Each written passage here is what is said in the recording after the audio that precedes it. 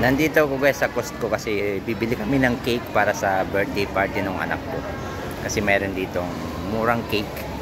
So dito kami bibili sa Costco.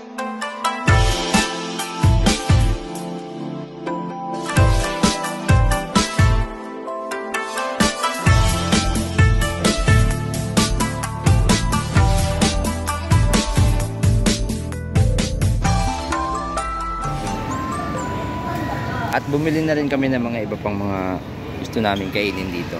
Ito, pinya. Tapos ito, hipon. Donut. Tapos muffin. Tapos ito daw. Masarap daw ito kaya tatry namin.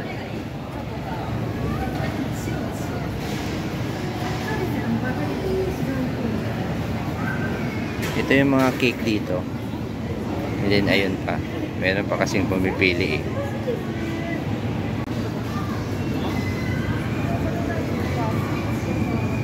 Ito yung mga cake dito. Yan, happy birthday nakalagay. And then mayroon isang blanco. So ito yung nagustuhan ng anak ko kaya ito yung bibilihin namin. Yung price niya yan, 1,380 lang.